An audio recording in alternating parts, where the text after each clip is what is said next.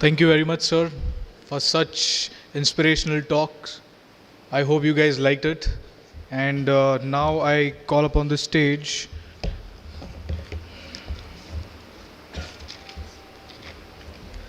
Mr. Safin Hassan. He's the youngest IPS officer of our nation who got selected in the year 2017. Coming from a common background with a lot of hard work, he has cleared his exam in the first attempt at the age of 22. I would like to invite Mr. Safin Hassan. Thank you.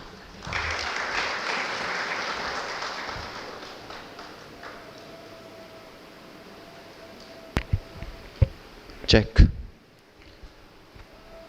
तुम्ही सगळे कसे आहात? इतना ही आता है. So first of all, cultural capital of Maharashtra और Oxford of the east जिसको कहा जाता है, ऐसे पुणे के सभी लोगों को गुजरात का वंदन.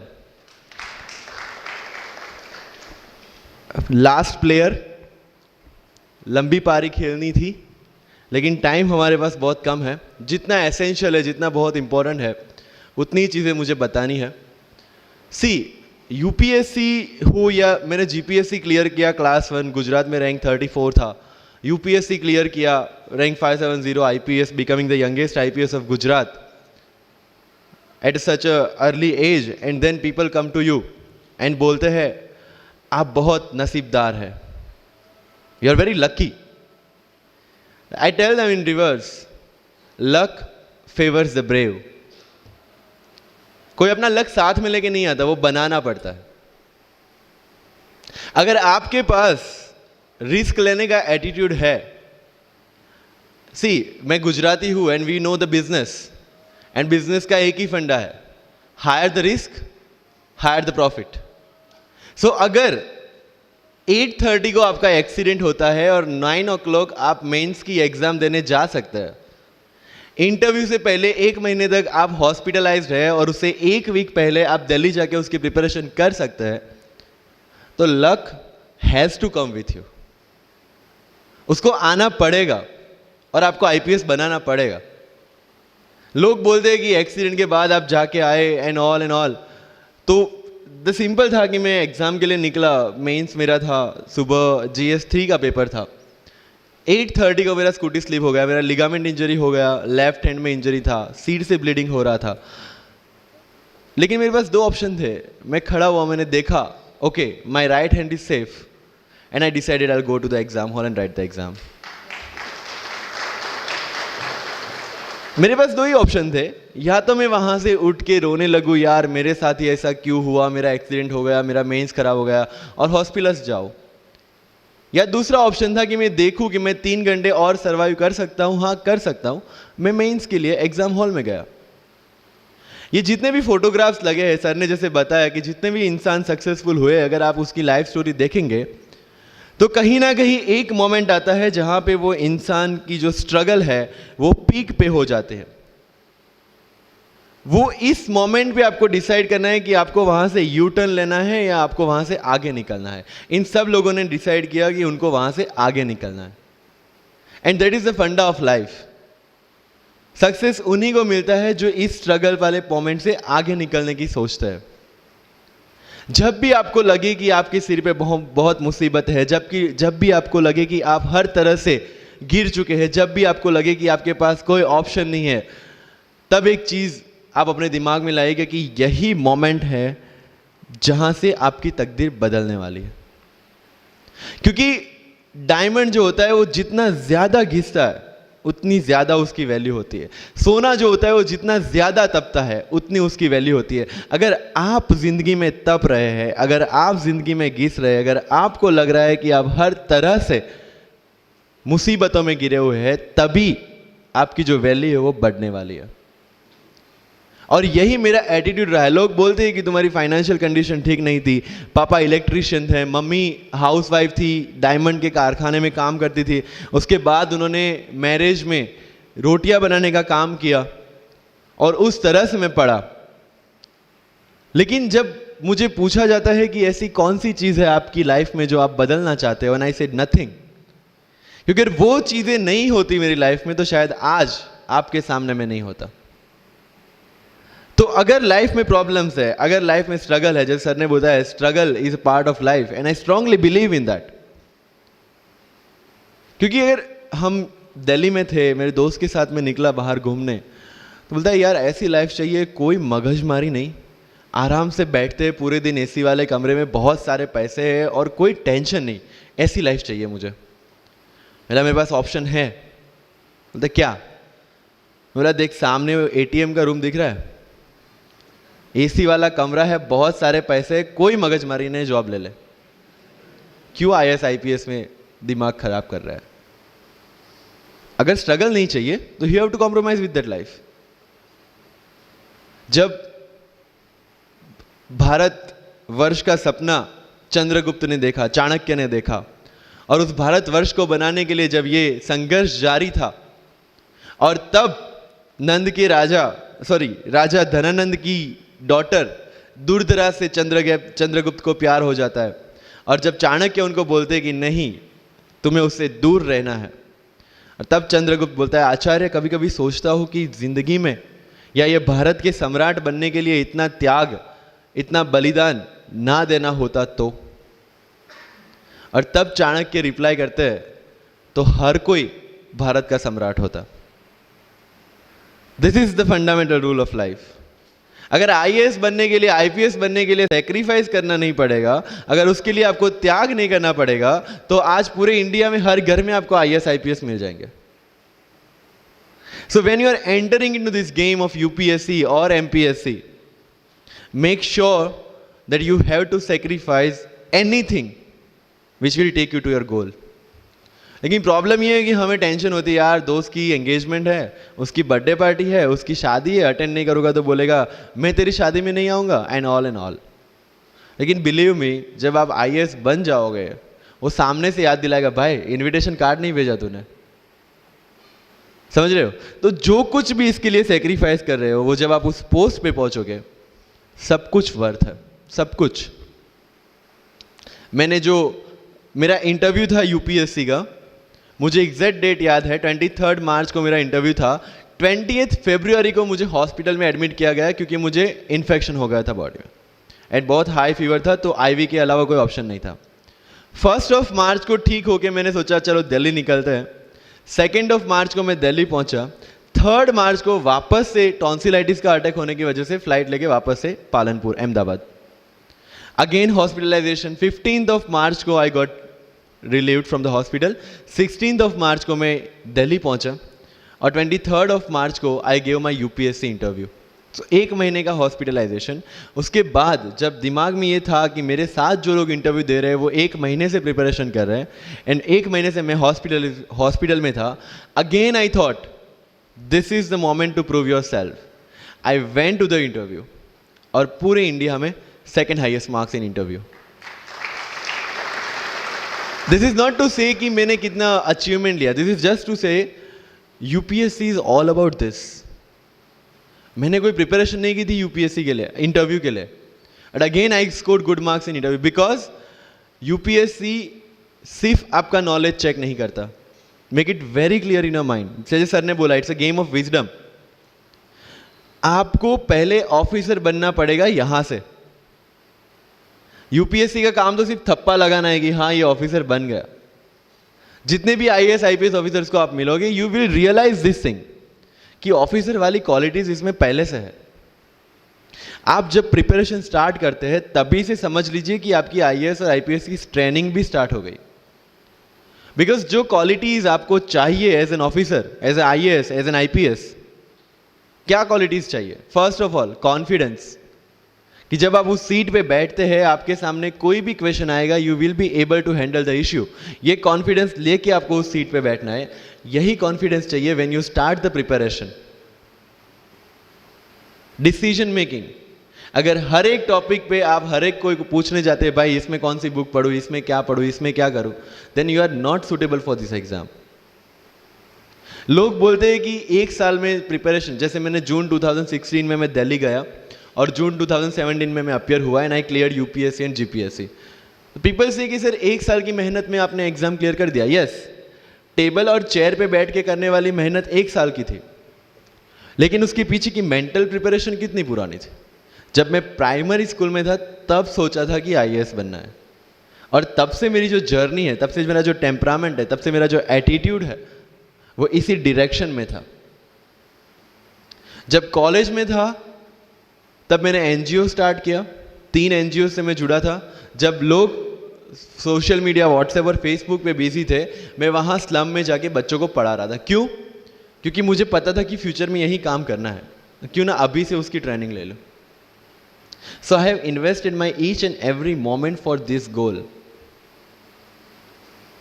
बिकॉज जो पर्सनालिटी टेस्ट लास्ट में यूपीएससी लेता है, इंटरव्यू नहीं है वो, we consider it as interrogation. Interview को इंट्रोगेशन लेके चलते हैं, वहां पे पूछताछ होगी नहीं। अगर यूपीएससी के इंटरव्यू में 10 में से 9 क्वेश्चन के आंसर भी आप सॉरी सर और sorry ma'am, I don't know कह के देते हैं, उसका कोई इंपैक्ट नहीं पड़ता।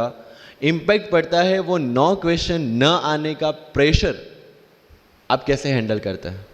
आपके पसीने छूट जाते हैं या आप वही टेम्परामेंट के साथ इंटरव्यू कंटिन्यू करते हैं। मार्क्स उस चीज के, मार्क्स है आपकी सोच के।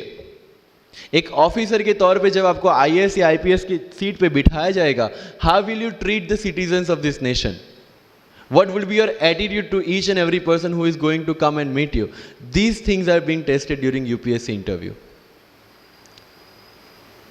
और इस सारी जर्नी में अगर सबसे इंपॉर्टेंट कोई चीज है तो that is your learning attitude, और not for UPSC, for life even. Because when I am speaking in front of you in Hindi and English, to be very clear, I belong to rural background of Gujarat, और मेरा study जो हुआ है वो पूरा Gujarati medium में हुआ है, गवर्नमेंट स्कूल में। 12th तक का स्टडी मेरा गवर्नमेंट स्कूल में हुआ है, गुजराती बोर्ड में, गुजराती मीडियम में। And yet I can give my UPSC interview in English in Delhi and score such marks. Where did it come from? कहां से आता है ये? मुझे अभी भी याद है, मेरा college national institute of technology Surat था, जहाँ पे मेरे साथ जो पढ़ने वाले बच्चे थे वो सारे सीबीएसई आईसीएसई वाले थे, और मैं एज ए एलियन वहाँ पे पहुँचा था, क्योंकि तब मुझे पता चला कि मैकडी जैसा भी कुछ है और उसमें बर्गर जैसा भी कुछ मिलता है। That was my first exposure to any metro city. And जब मैं उनसे इंटरेक्शन करता था और इंग्लिश बोलने की ट्राई करता था, तो जैसे संजू मूवी में इंग्लिश दिखाया गया है गुजरातियों का, जो जीरो को जीरो बोलते हैं, उसी तरह I was also like that. Mother tongue influence आ जाता है, it's very obvious. So I use to speak notes and not notes, और डोर एंड नॉट डोर, और don't and not don't. So they used to make fun of me. Safin, it's not don't, it's don't. Okay, fine. I had 2 options. Either I stop speaking English with them or improve on that and go ahead. I decided the second option. When I started my preparation of civil services, जो English medium में करनी थी, वाजीराम में मैंने coaching किया, जहाँ पे पूरा इंग्लिश मीडियम में था, सारे सब्जेक्ट्स मेरे लिए नए थे। I started from the scratch. I started from the English medium NCERT of standard 5 and 6, Gujarati dictionary, Gujarati to English dictionary, and then I started my preparation. कभी कभी ऐसा होता था कि द हिंदू का पूरा एडिटोरियल पढ़ लिया और उसके बाद आई वाज लाइक कि मैंने क्या पढ़ा। ये होगा, सबके साथ होगा। बट उस जगह अगर आप टिक गए, उस जगह अगर आपने पेशेंस रखा, उस जगह आपने अगर सर्वाइव कर दिया, तो इस एग्जाम में भी सर्वाइव कर जाओगे। क्योंकि यूपीएससी की जो रेस है उसमें कभी भी कछुआ, कभी भी खरगोश नहीं जीतेगा। इसमें जीतने वाला ऑलवेज कछुआ ही होगा, जो स्लो बट स्टेडी रहेगा। लग जाते हैं 5 साल भी लग जाते हैं, 7 साल भी लग जाते हैं, 9 साल भी लगे हैं लोगों को एग्जाम क्लियर करने के लिए। लेकिन बिलीव में जब रिजल्ट आएगा ना, तो वो सारा सेक्रीफाइस आपको वर्थ लगेगा। आप पढ़िए लोगों के इंटरव्यूज। मैंने क्या किया कॉलेज के 4 साल में, I went through each and every interview of UPSC toppers on YouTube. Ira Singhal से लेके टीना डावी मैम तक सबकी इंटरव्यूज मैंने देखे। For what? Just to know कि उन्होंने ऐसी कौन सी गलतियां की थी जिससे इनको इतना टाइम लग गया, और मुझे कौन सी गलतियां रिपीट नहीं करनी है। क्योंकि चाणक्य ने कहा है कि दूसरों के एक्सपीरियंस से जो सीखते हैं ना, वो जल्दी आगे आ जाता है। क्योंकि खुद सब कुछ अनुभव करके सीखने के लिए जिंदगी काफी छोटी है। I did the same. 4 साल में हर एक टॉपर का इंटरव्यू देख लिया, चीजें समझ ली कि ऐसी कौन सी चीजें जो इन सब ने की है और ऐसी कौन सी चीज़ें हैं जो गलतियां हैं जो इन्होंने की और जो मुझे रिपीट नहीं करनी है। सो जब युद्ध के मैदान में हम उतरते हैं, इस चक्रव्यूह में उतरते हैं, तो अभिमन्यु की तरह नहीं, अर्जुन की प्रिपरेशन के साथ उतरना है कि हमें पता होना चाहिए कि इससे बाहर कैसे निकले। I did the same. College के 4 साल इंटरव्यूज देखे, ब्लॉग्स पढ़े, समझा कि इसमें कॉमन मिनिमम क्या है। वो जो कहानी अगर आपने सुनी हो कि शार्पनिंग द एक्स, रोज अगर आप पेड़ काटने के लिए जाते हैं तो you have to sharpen your axe, otherwise day by day आपकी जो एफिशिएंसी है वो कम होती जाएगी। 4 years in my college I sharpen my x, जिससे 1 साल में मुझे कहीं पे रुकना ना पड़े। This was the strategy. आज मेरे पास काफ़ी मैसेजेस आते हैं, sir please give me your strategy. I am sure आप में से काफ़ी लोगों ने किसी टॉपर्स को पूछा होगा, please share your strategy. Why? हर एक की स्ट्रेटजी अपनी खुद की होती है। अगर आज 990 लोग यूपीएससी में सिलेक्ट हुए तो यू विल गेट 990 स्ट्रेटजीज, क्योंकि हर एक की स्ट्रेंथ और हर एक की वीकनेस अलग है। You have to understand this. आप कभी डॉक्टर के पास जाते हैं बीमार होके, और कभी डॉक्टर को ये बोला है, सर जो आगे वाले पेशेंट को दी ना, मुझे वही मेडिसिन चाहिए। डिड यू से लाइक दैट? नो, क्योंकि उसकी बीमारी अलग है, मेरी बीमारी अलग है। सेम चीज with UPSC.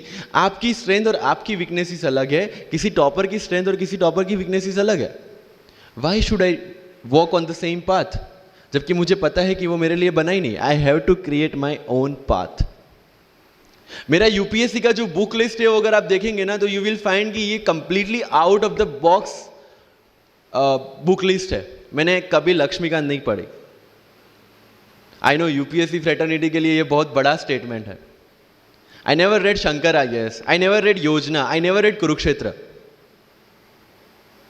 I didn't do writing practice for mains. मैंने मेंस में GS2, GS3, GS4 का एक पेपर, एक ऐसे और ऑप्शनल का एक पेपर लिखा है। That's all about my writing practice. Because I knew what are my strength and what are my weaknesses. Mains में 3 चीजें होती है, handwriting, speed and content. When I was so sure about my handwriting and my speed, why should I waste my time on writing the papers? Instead of that, I focused on improving my content. Getting my point?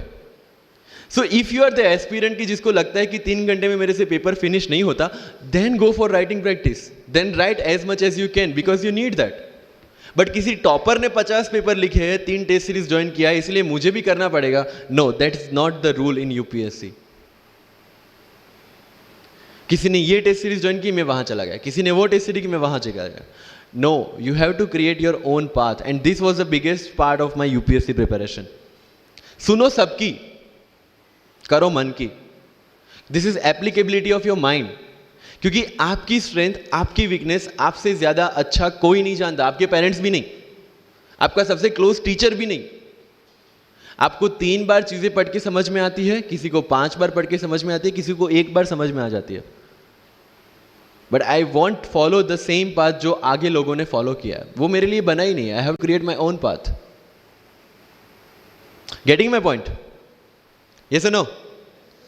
सो जो मजदूरी है वो सड़क पे एक इंसान 12 घंटे गड्ढा खोद के भी करता है, और एक टॉप कंपनी का सीईओ भी 12 घंटे दिमाग चला के मेहनत करता है।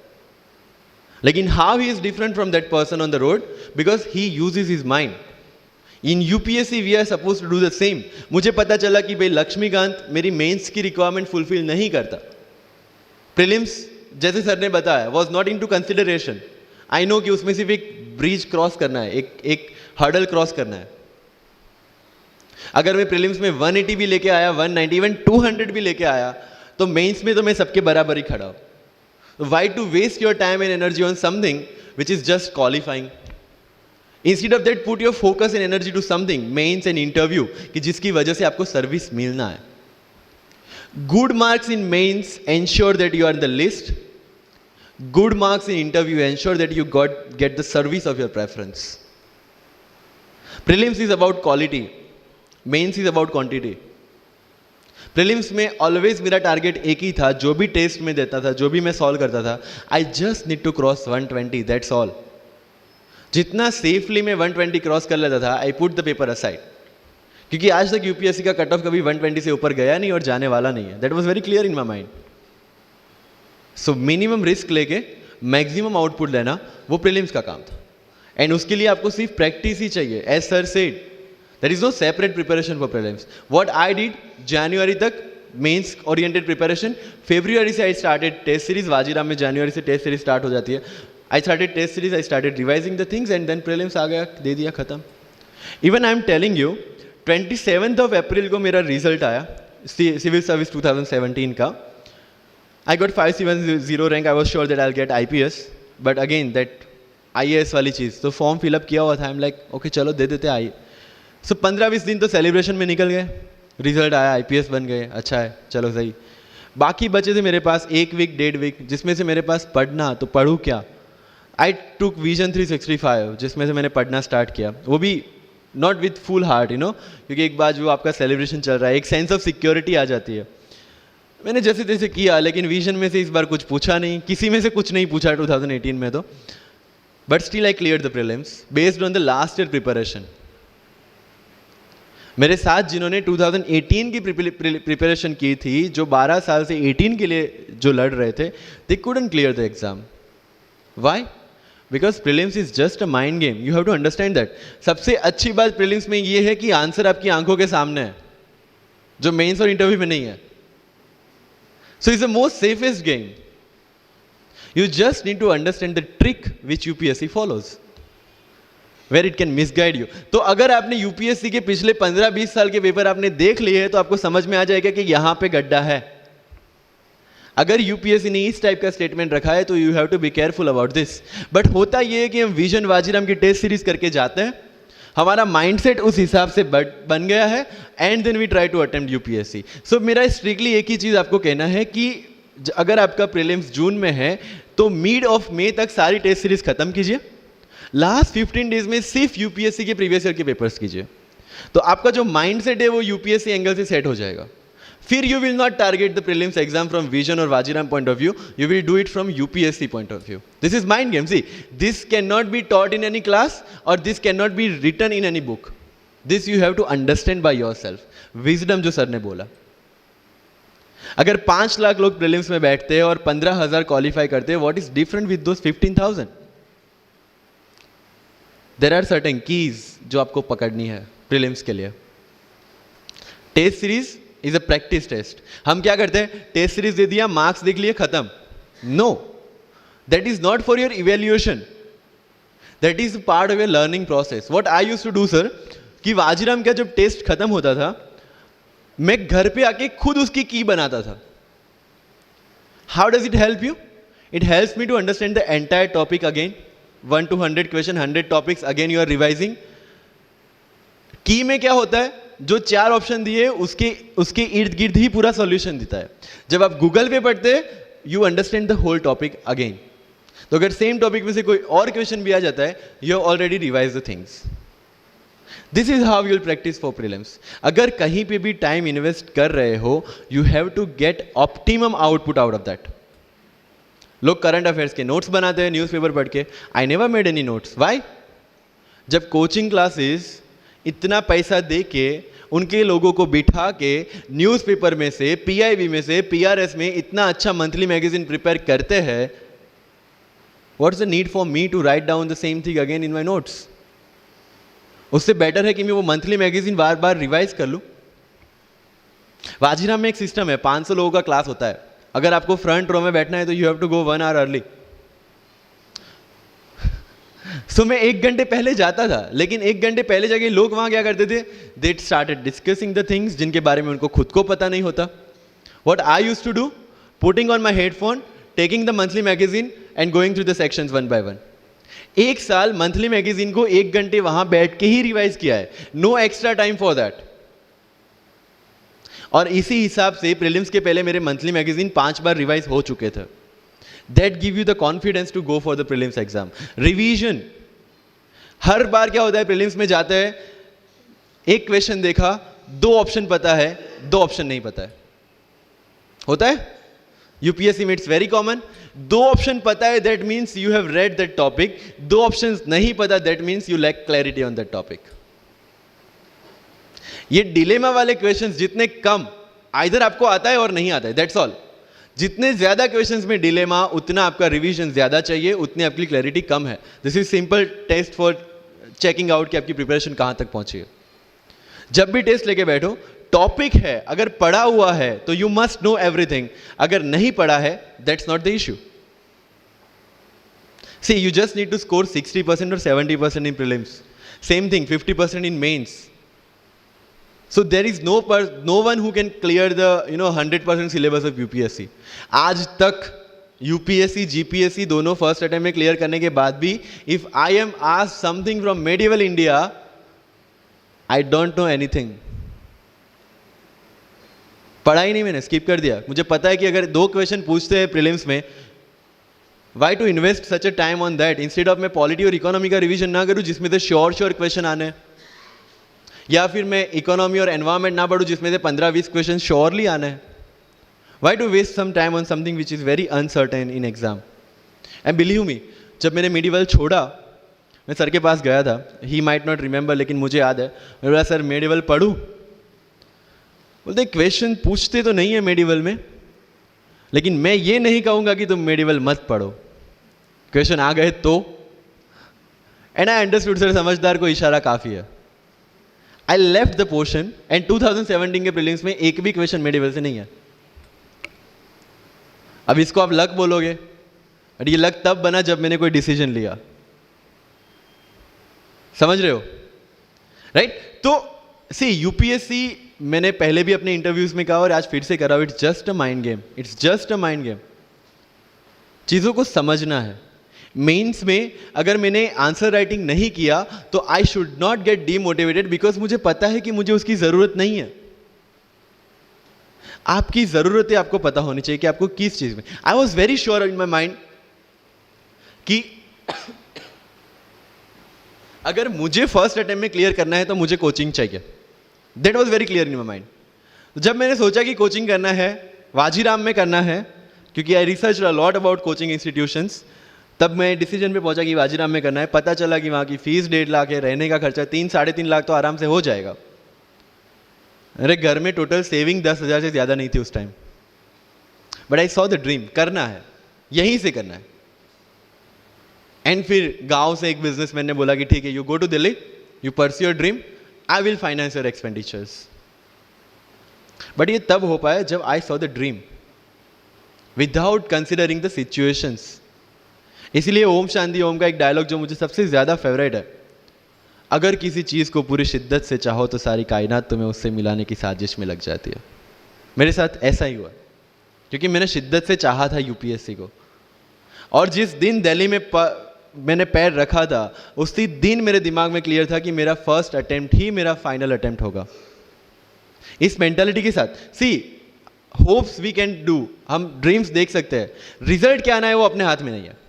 तो जब प्रिपरेशन कर रहे हो और अगर दिमाग में आता है होगा कि नहीं होगा, होगा कि नहीं होगा, टेल मी वन थिंग, वो आपके हाथ में है क्या?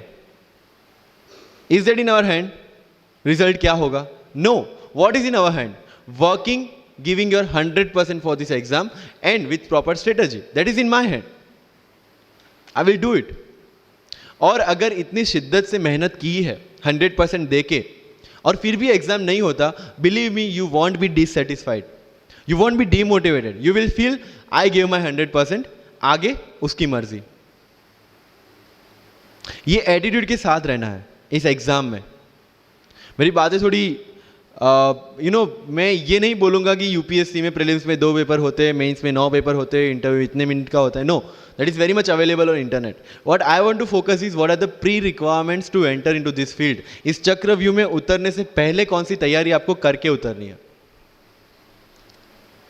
And the very first and most important is confidence. मुझे याद है मेरे क्लास में एक स्टूडेंट था who was a doctor. वो प्रिपरेशन कर रहा था. जब भी क्लास में कोई भी क्वेश्चन पूछा जाता था ना, he was always ready to answer. कोई भी, irrespective of the subject, irrespective of the faculty, answer उसके पास रेडी था. And my friends are, भाई he is so talented, so intelligent, हमसे कैसे हो पाएगा? I mean, like, why do you judge yourself based on his own parameter? UPSC में एक vacancy नहीं है, there are 1000 vacancies. अगर वो एक भी लेगा तो 999 है हमारे लिए. Why to think about that one seat? and he couldn't clear the prelims of that year, even 2018 wala bhi. So understand this, it's not about your intelligence, it's not about how much you know, it's about how well you can express the things. So अगर mains में questions के answer लिखने हैं, facts लिख के आ जाओगे, you will feel that you won't get selected in exam. Because it's about understanding, you have to connect the links. Current affairs में अगर कुछ पूछा है तो उसको बेसिक्स के साथ आप कैसे कनेक्ट कर रहे हैं. अगर ज्योग्राफी में कुछ पूछा है तो हिस्ट्री के साथ आप कैसे कनेक्ट कर सकते हैं. हिस्ट्री में कुछ पूछा है तो इसको इकोनॉमिक्स के साथ, सोसाइटी के साथ कैसे कनेक्ट कर रहे हैं. These are the things you need to learn in UPSC. But इन सारी चीज़ों के लिए, whether you appear for prelims, whether you appear for mains, और whether you appear for interview, one thing is very much needed, that is your confidence. और कहाँ टूटता है ये confidence? If I am reading current affairs for Vision IAS और मेरा दोस्त insight लेके बैठा है, तब मेरे में इनसिक्योरिटी आ गई, यार ये इनसाइट पढ़ रहा है, मैं विजन कर रहा हूं, कहीं छूट गया तो. आपने इनसाइट स्टार्ट किया, फिर कोई नेक्स्ट आईएएस का लेके आ गया, यू विल फील लाइक यार नेक्स्ट आईएएस करना पड़ेगा. उसने नेक्स्ट आईएएस, आपने नेक्स्ट कोई वाजीराम लेके आ गया. कहाँ पे भटकेंगे? You have to stick to one resource, क्योंकि यूपीएससी का सिलेबस सेम है, हर एक क्लासेस का मटेरियल सेम है. डिफरेंस कहाँ आता है कि 10 बुक लोग एक बार पढ़ते हैं, एक बुक आप 10 बार पढ़ रहे हैं. मुझे याद है जब मैं ये 1 घंटे में वाजीराम का करंट अफेयर्स पढ़ता था, वहां पे बैठ के everybody was with Vision IAS current affairs, but I was very much clear कि विजन के करंट अफेयर से they can clear the prelims, but mains का कंटेंट नहीं मिलेगा. जो मैं पढ़ रहा था that was specifically design for mains, and I continue this Vajiram without getting affected what other people are doing. Coaching में भी ये सेम होगा. Your classmates will be doing something, you will be doing something. जब लोग ने लक्ष्मीकांत नहीं किया, I didn't do Lakshmikant, I didn't read योजना, I didn't read Kurukshetra, but I was so sure about my mind कि इसकी जरूरत नहीं है. योजना में करते क्या है, किसी एक टॉपिक के जितने भी करंट इनिशिएटिव है गवर्नमेंट के, उसको बना के एक पूरा मैगजीन बना दिया. When you are reading the newspaper, when you are watching the Rajya Sabha TV, when you are reading the monthly magazines, जो सारी करंट अफेयर्स को ही कवर कर रहा है, तो उसी चीज़ों को उन्होंने सेग्रीगेट करके अलग दिया है. अब उसमें आप 3 घंटे अलग से वेस्ट करो. उससे बेटर है कि वो 3 घंटे उसी चीजों पे डालो जहां पे आपने ऑलरेडी पढ़ रखा है. So with minimum material, minimum required material, you have to give your optimum output. Multiple resources ले जाने का कोई मतलब नहीं है. You will be confuse. And जो फर्स्ट टाइमर्स है उनके लिए बोल रहा हूं कि your first attempt your best attempt, क्योंकि आपके पास लिमिटेड होता है. क्या होता है, ज्यादा पढ़ के जाते हैं ना जब मेंस में, ये लिखूं वो लिखूं ये लिखूं, उसी में कंफ्यूज. उसमें आता ही बहुत लिमिटेड है, लिखना भी लिमिटेड ही है. Right? So it's about your limited knowledge with maximum understanding. अगर किसी चीज को आप समझते हैं तो उसको अच्छी तरह से सारे डायमेंशंस को ध्यान में रखते हुए समझ लीजिए. That's all. मैंने जब यूपीएससी के बेस पे जीपीएससी का एग्जाम दिया, Gujarat public service commission class 1, तो मैंने कोई जीपीएससी के लिए अलग प्रिपरेशन नहीं किया था. जो यूपीएससी का प्रिपरेशन था उसी के दम पे जीपीएससी का एग्जाम दिया. लेकिन सिलेबस कितना टारगेट किया, जो दोनों में कॉमन था. उस कॉमन सिलेबस के बेस पे मैं गुजरात में ऑल गुजरात रैंक 34 ला पाया. And one more interesting thing is that I did my entire preparation in English from scratch to the end in Vajiram, which is English medium institution. I wrote my mains in Gujarati, entire mains, with Gujarati literature as an optional subject, for which I didn't prepare in Delhi. See the level of uncertainties. But that was well designed according to my strength and my weaknesses. I knew कि मेरा schooling Gujarati medium में हुआ है. The way I can express in Gujarati, I cannot express in English. And UPSC mains is all about ethics, essay and optional, in which you have to write your own thoughts. Why should not I join Gujarati medium? Preparation English में था, लेकिन वो किस लिए था? To understand something. Once you have understood something, you can represent in English as well, Gujarati as well, Hindi as well. So medium का तो कोई क्वेश्चन यूपीएससी में कहीं पे भी नहीं आता है, believe me. If you have understood the things well, you can represent in any language. And UPSC don't see your fluency and accuracy in the language. It sees your clarity and the way you express the thoughts. So never ever be confused about your medium of exam. Choose the medium जहाँ पे आपको लगता है कि आप अपना 100% दे सकते हैं. और अगर फिर भी confusion है, take a essay topic, write down one essay in Marathi or Hindi or whichever language you are confused with, and write the same topic in English. Get it evaluated by yourself only and see where you have given your 100% and optimum output. That is your language which you can choose for the mains. That's all. UPSC में interview English में दे या हिंदी में दे, जिस language में आप अच्छे से clarify कर सकते उसी लैंग्वेज में देना है. That's all. सर कितने घंटे पढ़े? One test. रात को जब सोने जाते हो अपने आप से पूछो कि आज के दिन में कितना टाइम वेस्ट किया. वो वेस्ट होता टाइम जब कम होता दिखे, समझ लेना कि you are on the right track. Never ever go with the quantitative parameters. 2 chapter खत्म करने हैं, 5 चैप्टर खत्म करने हैं, 15 घंटे पढ़ना है. No, it's very mechanical.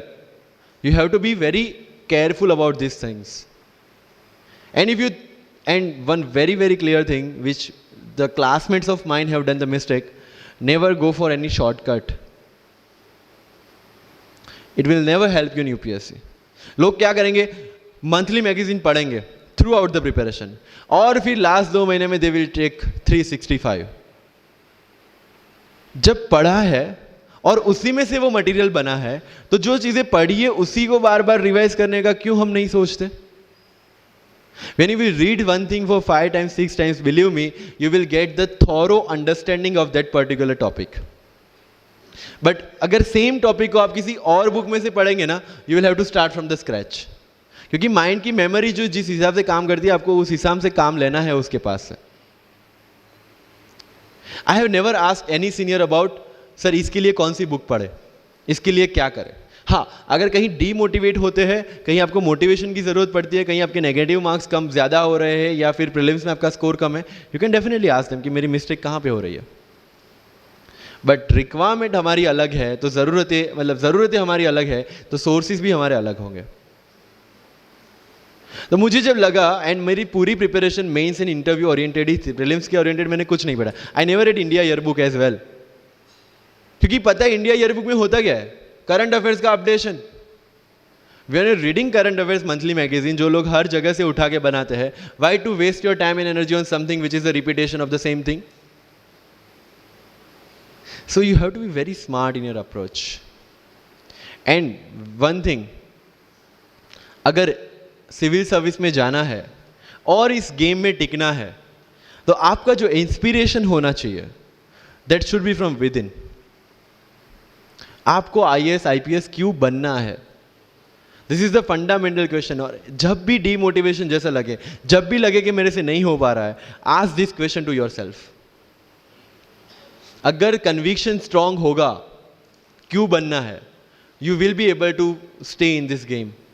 लेकिन अगर पैसों के लिए जाना है, मटीरियलिस्टिक गोल्स लेके जाना है, believe me, UPSC checks our presentation, but God checks our intention. This is very much clear, which I have felt, which I have seen. With what intentions you want to enter into service matters a lot. If you feel for the downtrodden, if you feel that you want to work for the nation, if you feel that you want to give something to the society, then only come into this service. If you want to make money, join some corporation. So with clear intentions, with clear inspiration, you have to enter into this game, and with lots of confidence. Don't take certificate from others. आज तक life में हमने यही किया है. अगर किसी marriage में भी एकदम बन ठन के गए हैं, लेकिन जब तक सामने वाला मुझे नहीं बोलता dude you look good today, हमें सेटिस्फैक्शन नहीं होता. Isn't it? We want certificate from others. No. कोई जब तक मुझे आके नहीं बोलता कि तेरे से यूपीएससी हो पाएगा, तब तक मुझे खुद कॉन्फिडेंस नहीं होता कि मुझे यूपीएससी करना चाहिए नहीं करना चाहिए. या अगर कोई मुझे आके बोल देता है कि भाई 3-4 साल 5 साल तो लग ही जाएंगे, तेरे बस की चीज नहीं है, अगेन मैं सोचने बैठ जाता हूँ। कुछ लोग तो, मेरे गुजरात में तो ये कल्चर है, यहाँ पे ये कल्चर है नहीं पता, लेकिन सम पीपल थिंक पहले एमपीएससी कर लो, पहले क्लास 3 क्लास 2 कर लो, फिर यूपीएससी के बारे में सोचो। ऐसा है यहाँ पे? यस और no? But you have to understand कि एमपीएससी जो है, जो क्लास 3 क्लास 2 एग्जाम्स है, उसकी रिक्वायरमेंट यूपीएससी की रिक्वायरमेंट से कंप्लीटली अलग है। अगर एमपीएससी ये पूछता है कि स्टैच्यू ऑफ यूनिटी कहां बना है या किसने बनाया है, उसमें कितना केजी गोल्ड यूज हुआ है, या उसका आर्किटेक्ट कौन था, UPSC will ask statue of unity होना चाहिए या ना होना चाहिए। This people will ask you Panipat का फर्स्ट बैटल कहां पे हुआ था, सेकंड कहां पे हुआ था, थर्ड कहां पे हुआ था, कौन जीता था, कौन हारा था, कहां से आए थे। यूपीएससी विल आस्क यू सारे बैटल्स पानीपत में ही क्यों हुए थे। So UPSC is never about where, when and what. It's about how and why.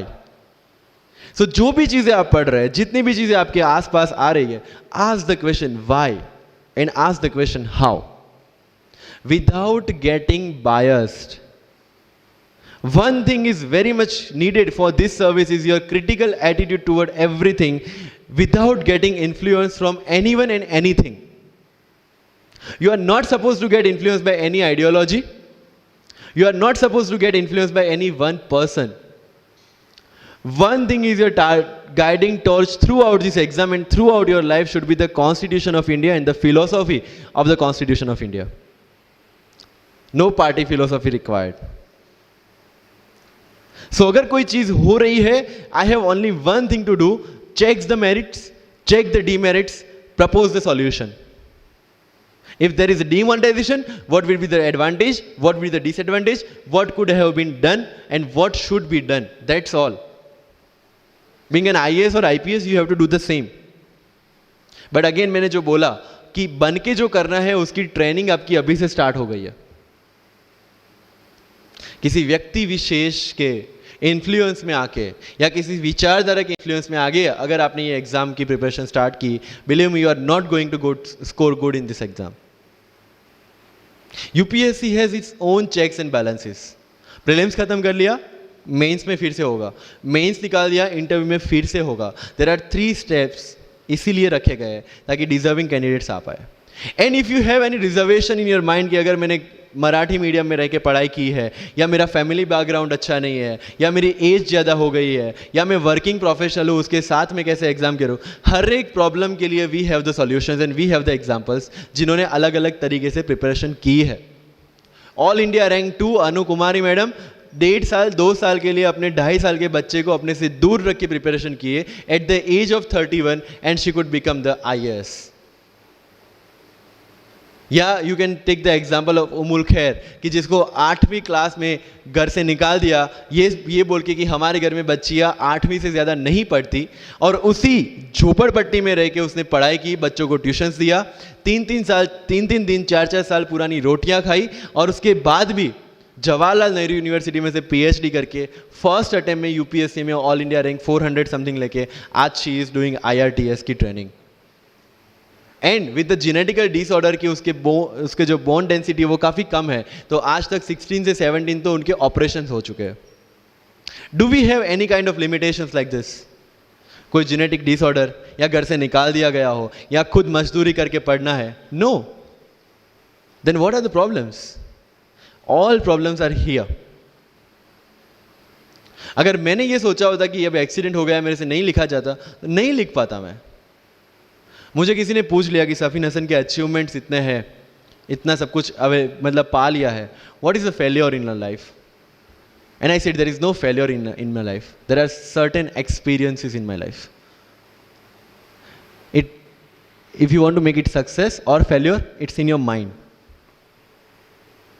अगर किसी चीज़ आपके साथ कुछ हुआ, उसमें से सीख के आगे बढ़ने का एटीट्यूड आपके पास होगा, UPSC is all yours.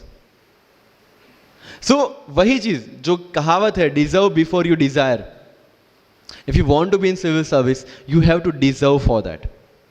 If you want कि आपके घर में फॉर्च्यूनर हो, तो पहले फॉर्च्यूनर रखने की जगह होनी चाहिए, in simple words, right? So if you want to be in civil services, you have to develop that mindset.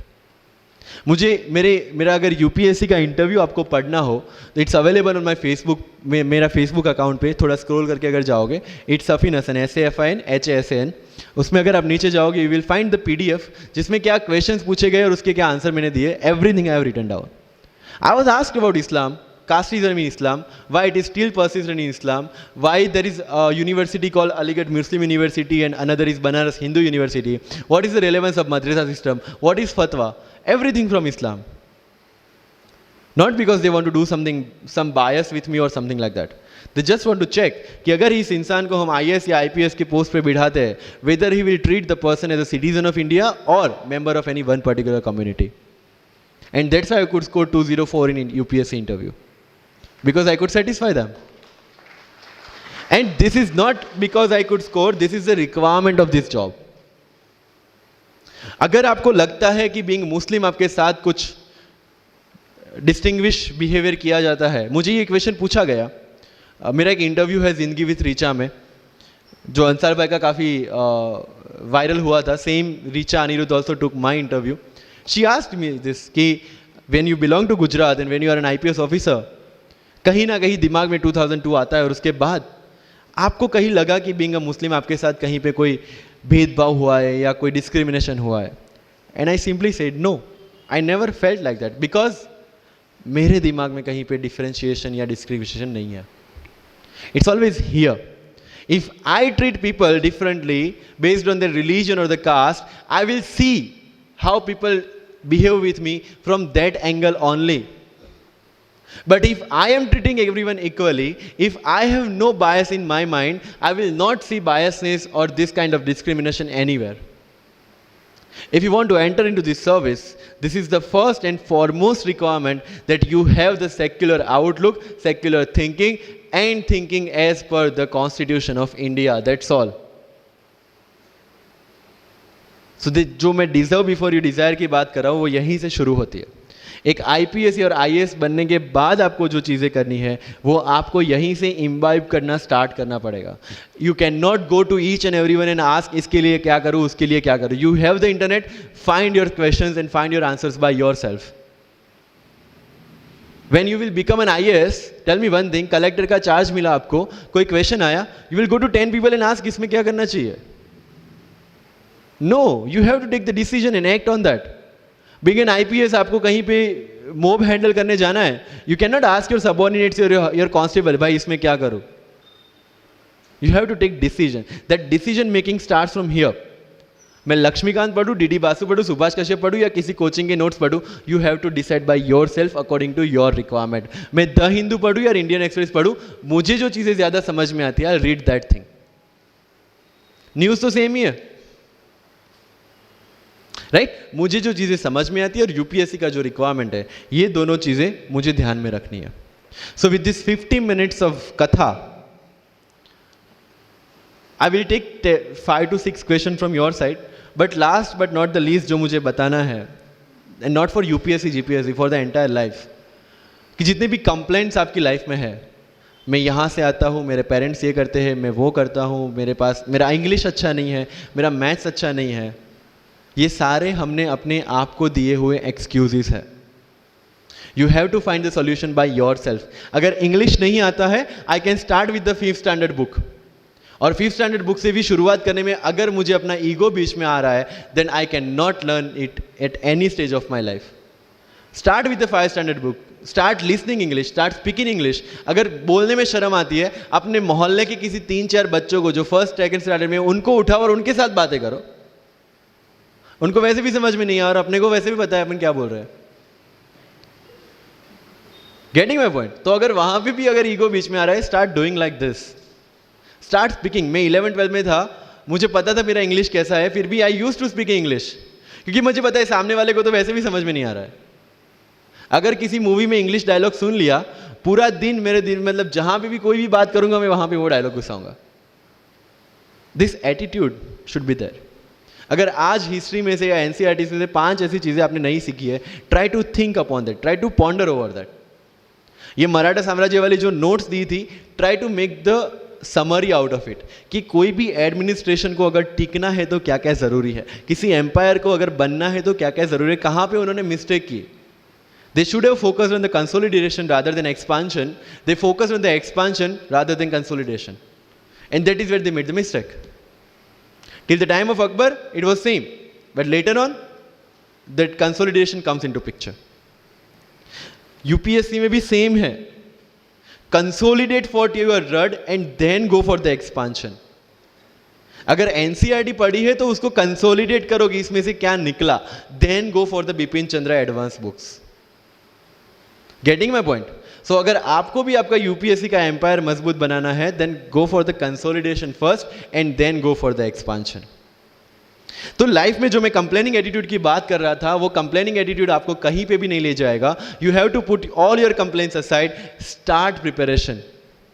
क्योंकि आज तक दुनिया ये मानती थी कि एक भी शब्द बिना बोले हम अपनी बात एक्सप्रेस नहीं कर सकते. तब हमारे साथ थे चार्ली चैपलिन, जिन्होंने एक भी शब्द बिना बोले सारी दुनिया को एंटरटेन किया. आज भी दुनिया जब ये मानती है कि सिर्फ औरतें अच्छा खाना बना सकती है, हमारे सामने संजीव कपूर, जिन्होंने पूरी दुनिया को भारत का स्वाद चखाया. आज भी अगर दुनिया ये मानती है कि अकेले इंसान से कुछ नहीं हो सकता, हमारे सामने महात्मा गांधी जो अकेले चले थे और पूरा देश उनके पीछे चला था. आज भी दुनिया अगर ये मानती है कि धनवान बनने के लिए धनवान घर में पैदा होना जरूरी है, हमारे सामने धीरूभाई अंबानी, जिन्होंने पूरी दुनिया को एक सपना दिखाया, कर लो दुनिया मुट्ठी में. और आज रिलायंस इंडस्ट्री वर्ल्ड की और इंडिया की सबसे बड़ी इंडस्ट्री है. आज भी दुनिया अगर ये मानती है कि हम कम एज ज्यादा एज में कुछ नहीं कर सकते, हमारे सामने अमिताभ बच्चन, जो आज भी एक साल में 3 ब्लॉकबस्टर मूवीज देते हैं. अगर आप ये मानते हैं कि सिविल सर्विस में आने के लिए आपका बैकग्राउंड होना जरूरी है, आपके सामने Shahrukh Khan without any background आज भी बॉलीवुड का बादशाह है. अगर आज तक दुनिया ये मानती थी कि हम सिर्फ धरती पे रहने के लिए बने हैं, हमारे सामने नील आर्मस्ट्रॉन्ग जो चंद्र पे जाके आए, आज तक हम ये जानते हैं कि हम क्या है, हम क्या बन सकते हैं, ये जानने का टाइम शुरू होता है अब. Thank you so much.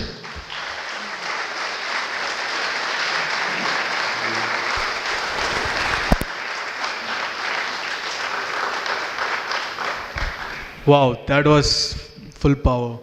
Thank you very much, sir.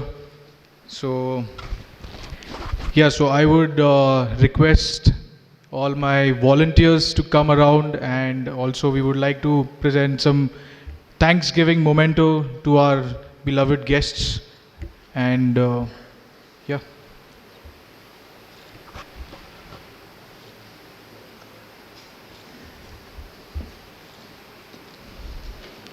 Also, after this, we would like to open our podium for a question answer round.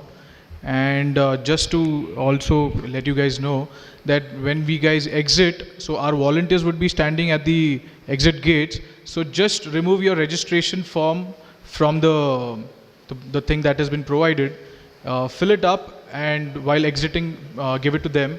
And also we have provided some tea and coffee at the exit, so you can have that.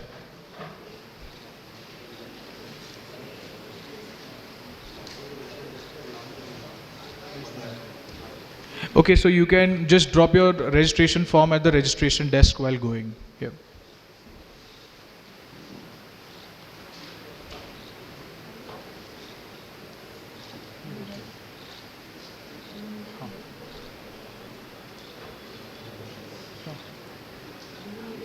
Okay, so we open the podium for question answers. Can we have the mic for the audience, please? Yes. Anybody who would like to ask any question to any of our guests, please? Hello. Good afternoon, all of you. My name is Shehbaz Mania. Sir, my question to you is 2013 से जब syllabus change हुआ तो 13 से 15 तक prelim का pattern अलग था और 17-18 में पैटर्न अलग था. तो सर आपका जो अटेम्प्ट है दोनों भी वो 17 और 18 के हैं. तो आपने पहले इसका अटेम्प्ट ना देते हुए ये दोनों से कोप अप कैसे किया प्रीलिम्स? मतलब सडन चेंज था पैटर्न में तो, और आपने दोनों भी प्रीलिम्स क्लियर किए हैं. तो सर प्रीलिम्स के ऊपर थोड़ा सा एनलाइटन कीजिए. Thank you.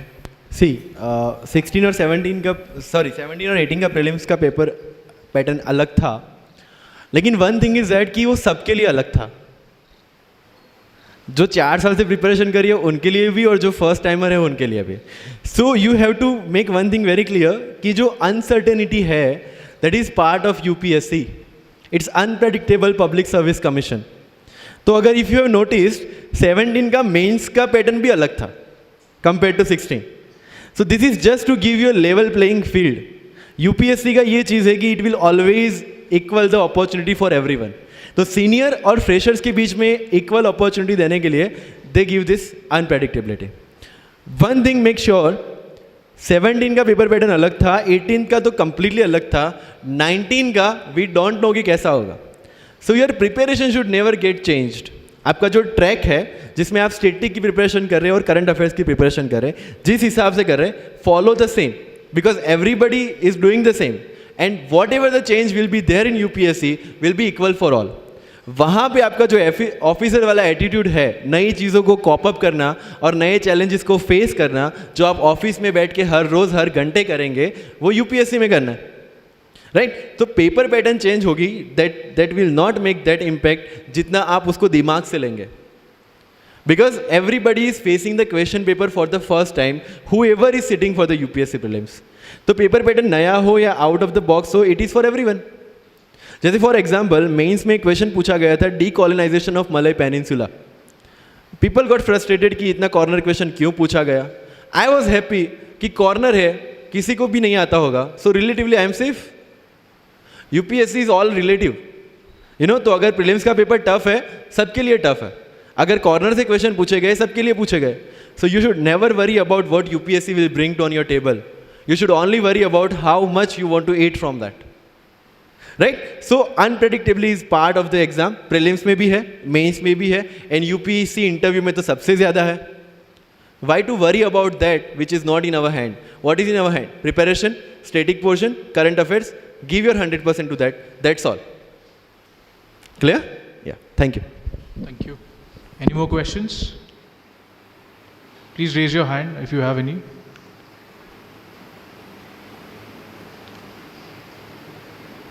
All right, thank you very much. Okay, we have one more question We have behind. the question. Yeah.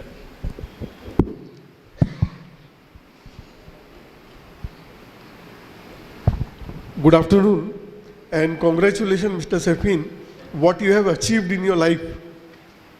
मेरा क्वेश्चन ये है कि if I want to make my future generation IAS और आज के मैं हालात देखूं और आज की चीज़ें देखूं, तो क्या वो पॉसिबल है वो चीज़ चेंज होना जो आप लोग बोलते हैं कि you have to work for the society and you have to think the change the things? मैं आप तीनों से Can you please focus on this आज के हालात? What do you mean by this आज के हालात? 5 साल पहले ऐसा हुआ कि my son was doing science और किसी ने मेरे को बोला, some was working with IAS institute, they were training the students. तो उन्होंने बोला why don't you make your son IAS officer? तो मैं बोला I don't want to make my son IAS officer. The reason is कि मैं जो चीज़ देख रहा हूँ, कल अगर वो रिश्वत खाए और कल वो चीज़ अगर ऊपर से फ़ोन आता है और वो चीज़ नहीं हो सकी उससे और वो गलत काम करने लगे, तो मैं उसको वो चीज़ में क्यों डालूं?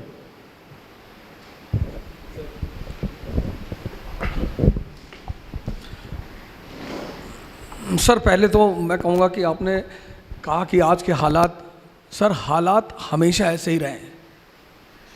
अगर आप किसी का भी समय लें, किसी बड़े शख्सियत को उठाएं, पैगंबर को उठाएं, तो पैगंबर वो बने ही इसीलिए क्योंकि उन्होंने हालात का सामना किया। अगर हालात अच्छे होते तो पैगंबरों को आने की ज़रूरत ही क्या थी सर? अब आपका बेटा ये डिसाइड करेगा। अब देखिए, इन साहब ने इतनी बातें कही, इन्होंने अपनी बातों में आंसर दिया। एक आम आदमी की पूरी ज़िंदगी दर्द से भरी हुई है, बस वो आम है। एक महान आदमी की पूरी ज़िंदगी चुनौतियों से भरी हुई है। ये जो आपने शब्द यूज़ किया ना, हालात, सर हालात से ही तो लड़े राम, मोहम्मद साहब। आप मोहम्मद साहब का टाइम देखिए, आप मोहम्मद साहब का टाइम देखिए सर, पहली चीज़। दूसरी चीज़ सर ये है कि हालात, अब जैसे मैं तो हिस्ट्री का टीचर हूँ, तो मैं तो हमेशा एग्जाम्पल वहीं से उठाता हूँ। 1398 तैमूर हिंदुस्तान आता है, तबाही मचाता है, सब कुछ ख़त्म कर देता है। 1398 से लेके 1556 सेकेंड बैटल ऑफ पानीपत, आप समझ लो 150 साल हिंदुस्तान की हालत ख़राब, सब कुछ तहस नहस। और उस परिस्थिति में सर 1556 में एक 15 साल का लड़का गद्दी पे बैठता है, अकबर। सर हालात देखो आप, हम नाहक में उसे ग्रेट नहीं कहते सर, हम ग्रेट सिर्फ इसलिए कहते हैं कि भाई तुमने इस हालात से तुम निपटे कैसे। एक आदमी कह रहा है मेरा पड़ोसी मुझे गाली दे रहा है, सबके देते हैं, दुनिया में कौन सा पड़ोसी जो किसी को गाली ना दे, और अगर ऐसा है कोई तो आप बताइए, मैं तो मिलूंगा उस आदमी से। लोग कहते हैं मेरे रिश्तेदार मेरे पीछे पड़े, रिश्तेदारों का काम ही है, और क्या करें वो कि मेरा खाला ने हमको डिमोरलाइज कर दिया कि इतना बड़ा सपना देख रहे हो आईएएस बनने का, अरे कुछ पहले कर लो, अपने माँ बाप की स्थिति देखो। सर काम ही है सर। फ्रेंड आपका आ गया, उसने कहा अरे यार आईएएस बनने जा रहे हो, अच्छा ये सीधे हमला कभी नहीं करते, ये इनडायरेक्टली करते हैं। मेरे पास एक लड़की आई 4 दिन पहले, उसने कहा सर मेरे पापा बहुत परेशान है, हमसे करे वापस आ जाओ। मैंने कहा ठीक है, अपने पापा को बोलो मुझसे बात करें। तो मैंने उनसे पूछा कि सर क्या हुआ बताइए, तो बोले ऊर्जा साहब हमें बहुत डर लग रहा है। मैंने कहा कैसे बताइए हमें आप। बोले हमारे पड़ोसी बता रहे थे कि दिल्ली बड़ी ऐसा ऐसा कांड हो गया, बीच में कांड हो गया था तो काफ़ी फेमस था, एक बच्ची के साथ दुर्व्यवहार हो गया था, उसकी हत्या हो गई थी। मैंने कहा सर इंदिरा गांधी मार दी गई सर, प्राइम मिनिस्टर उस वक्त थी, आप खुदा बन रहे हो सर, बचा लोगे, ले जाओ सर।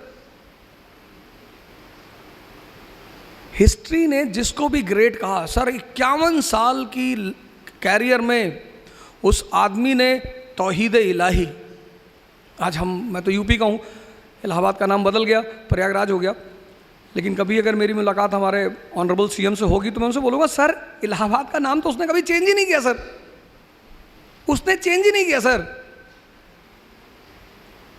प्रयाग आज भी वहाँ मौजूद है, प्रयाग स्टेशन, आप कभी इलाहाबाद जाएंगे तो आप देखेंगे वहाँ 2 स्टेशन है, एक इलाहाबाद स्टेशन है, एक प्रयाग स्टेशन है, तो प्रयाग तो वहाँ आज भी है sir. Allahabad is a meeting ground, जैसे मैंने आगरा के बारे में आपको बताया, तो इलाहाबाद में 2 नदियाँ आके मिलती हैं, यमुना और गंगा, तो आप पूरी नॉर्दर्न इंडिया उस नदी से कवर कर सकते हो। तो वो बेसिकली एक मिलिट्री बेस है सर। आप कभी इलाहाबाद जाओगे तो आप देखोगे गंगा के किनारे वो किला बना हुआ है, आर्मी स्टेशन है। उसने सर पहली बार हिंदुस्तान में, दूसरी बार, पहली बार हर्षवर्धन ने कराया, उसने सारे संतों की मीटिंग कराई सर। ये जो आज आप कुंभ देखने जा रहे हो, इसकी शुरुआत हर्षवर्धन ने की।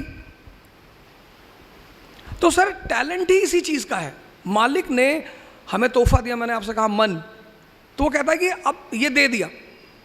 1453 मुसलमान दुनिया की ऊंचाई पे, स्पेन, चाइना सी, कैस्पियन, हिंदुस्तान, यहूदी ज़मीन पे। सर आज आप देखो यहूदी दुनिया में ऊंचाई पे, मुसलमान ज़मीन पे, क्योंकि एक चीज़ मिस कर गए वो, कि हमें समय को समझना है सर। यही तो टैलेंट है, यही तो हिस्ट्री मुर्दों को क्यों छेड़ेगी। उमर साहब थे खैलिफ, आप देखो पुराने जितने भी कैलिफों, आप जो आज अमेरिका में डिपार्टमेंट है रॉकफेलर, वो कहाँ से आया सर? बगदाद से। उस डिपार्टमेंट को किसने बनाया था? कैलिफ अल हारून ने। उस डिपार्टमेंट का नाम था बैतुल हिकमत। दुनिया के सारे विद्वानों को बगदाद बुलाया जाता था। मैंने तो मास्टर ब्लास्टर सचिन का नाम सुना, आज मैंने मास्टर ब्लास्टर सैफिन को देखा सर। आपके सामने इतना बड़ा एग्जाम्पल बैठा हुआ है सर। यही तो आपने अपने बेटे को गलत मना किया सर। सर मैं माफ़ी चाहता हूँ, आपको नहीं करना चाहिए था सर, क्योंकि तब आपको समझ में आता वो टैलेंट जो है ना सर, हो सकता है आपके बेटे के सामने लग जाता द ग्रेट। आज हम जिस दौर से गुजर रहे हैं सर, हो सकता है वो बंदा उस चीज़, यही तो चुनौती है सर। मैं एक जगह क्लास लेने गया, मैं अब हिस्ट्री मुझे पढ़ाना है सर, तो और मुझे यूनिटी इन डाइवर्सिटी पढ़ाना है। उन्होंने मुझसे कहा ओझा साहब आपने मुगलों की बड़ी तारीफ़ कर दी। मैंने कहा सर मैं थोड़ी करता हूँ, इतिहास करता है सर। बोले नहीं आपने कुछ ज़्यादा ही कर दी। अरे मैंने कहा किसकी कर दी सर? मुगल मेडिवल इंडिया हमारा, एक कम्युनल दंगा नहीं हुआ सर। एक क्लास में 100 से ज़्यादा लोग बैठे, मुझे एक दंगा बता दो जब मध्य मेडिवल इंडिया में कोई दंगा हुआ ही नहीं सर। इल्तुतमिश, मौलानाओं का एक डेलीगेशन उससे मिलने के लिए आता है, इम्प्लीमेंट डेथ और इस्लाम इन हिंदुस्तान। उसका गुरु है कुतुबुद्दीन बख्तियार काकी। आप दिल्ली जाओगे तो देखोगे कुतुब मीनार, वो उसी की है, काकी साहब के नाम पे है। सूफी आदमी, कुतुबुद्दीन ऐबक मिलने गया काकी से, कहा कि सर ये हमारे जो धार्मिक लीडर हैं ये ऐसा ऐसा कह रहे हैं। उसने पूछा कि ये जो क्राउन रखे हो सर पे कितने का? कहा 5 करोड़ का। कहा ठीक। और मौलाना साहब? बोले 10 रुपये का। तो एक कांस्टेबल भी कैप पहनता है, एक सब इंस्पेक्टर भी पहनता है, एसपीसीटी भी पहनता है, लेकिन हर कैप की एक वैल्यू है सर। वो वैल्यू उसकी थॉट प्रोसेस को डिफाइन करती है। संत अलग है सर, उनको बीच में मत लाइएगा, वो तो कुछ नहीं पहनते। उसने कहा तो तू 5 करोड़ के हिसाब से सोच, 98% नॉन मुस्लिम, हम 2%, हम इन पे शासन कर रहे हैं। क्यों? क्योंकि ये डिवाइडेड है, ये ब्राह्मण क्षत्रिय वैश्य ये एक दूसरे को देखना नहीं चाहते। यही हमारी ताकत है। अगर तुमने इनके धर्म पे हाथ रखा, ये 98 एक हो जाएंगे, और अगर ये 98 एक हो गए, मैं तो कन्वर्ट हो जाऊंगा। मैं तो यूनिटी ऑफ गॉड में बिलीव करता हूं। सर दास था वो स्लेव, इल्तुतमिश का जीवन स्लेव से शुरू हुआ सर। उसकी बेटी, 50 बेटे थे सर, 50। ग्वालियर में बीमार हो गया वो। उसने अपने बेटों को खत लिखा कि आओ मेरी मदद करो। कोई नहीं गया कि मान लो अब्बा वहाँ मर गए तो यहाँ दूसरा भाई कब्जा कर लेगा। उसकी बेटी गई सर, रजिया। उसने कमांड ली अपने हाथ में, ग्वालियर के राजा को हराया सर, ग्वालियर पे कब्जा किया। उसने ग्वालियर में अपनी बेटी का राज्याभिषेक कर दिया। 13वीं शताब्दी का मुसलमान। उसने ग्वालियर में, उसने कहा मेरे बाद मेरी बेटी। नहीं सर, ये मास्टर ब्लास्टर हमारा आपसे अभी आपने शायद सुना नहीं इसको कायदे से। इसने कहा आपको दूसरों को नहीं सुनना सर, आप अपने बेटे को सर फिर से भेजिए, हो सकता है वो भारत को दूसरा अकबर मिल जाए। आज तो सर हमें ऐसे ही लोगों की जरूरत है ना सर। मैंने क्लास में कहा, शुरुआत में जब बोल रहा था, मैंने कहा सच सैफिन से मेरा एक अलग लगाव है। सोच पढ़ने से कुछ नहीं होता। तोतों को भी सिखाते राम राम, पर कोई तोता आज तक अरहत हुआ नहीं हुआ। मालिक की सबसे बड़ी गिफ्ट यही है सर। तो मैं माफ़ी चाहता हूँ, लेकिन मैं चाहूँगा कि आप अपने साहबजादे से कहें कि आप जो करना चाहें आप करें। दुनिया कुछ नहीं कर पाएगी सर। मैंने तैफ का एग्जाम्पल दिया था क्लास में। आज दुनिया का दूसरी जो सबसे बड़ी पॉपुलेशन है वो मोहम्मद साहब की फॉलोवर है सर। चुनौतियों से जो लड़े वो हीरो, और चुनौतियों को जो दर्द कहे वो आम आदमी।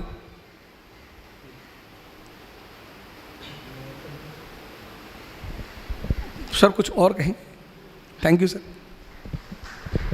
I'll just add one thing.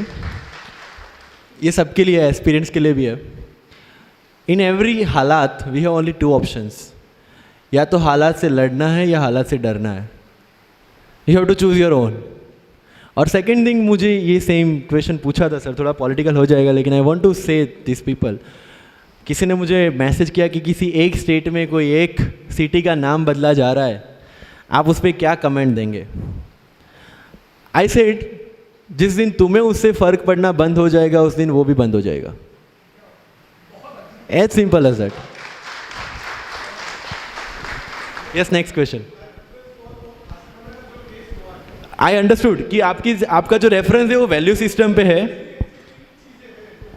C there are certain officers जो आज भी उनकी वैल्यू सिस्टम को लेके चल रहे हैं।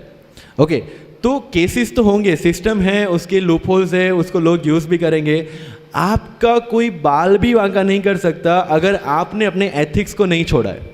Article 311 of the Constitution gives the highest level of security to any civil servant working in government of India or state government. लेकिन अगर आपकी किसी जगह पे कोई प्रॉब्लम है जो उनके हाथ में आ गया, then you can be played with. So if you are very much clear about your role, your job, your duty, and you are aware कि आपको कहाँ पे क्या डिसीजन लेना है, nobody can interfere in your life. This is very clear. सो अगर उनके साथ कुछ होता भी है, कहीं वे फ्रेम भी करते हैं, लेकिन सत्य है तो जीतेगा। These are some values which can never be modified और replaced. Yes, thank you. Yes, next. Good afternoon everyone. Sir this is Anoop. मेरा सवाल ओझा सर से है। Actually sir presently my age is 28 years and I am working in banking, so it is quite hectic. I mean from 10 to 7.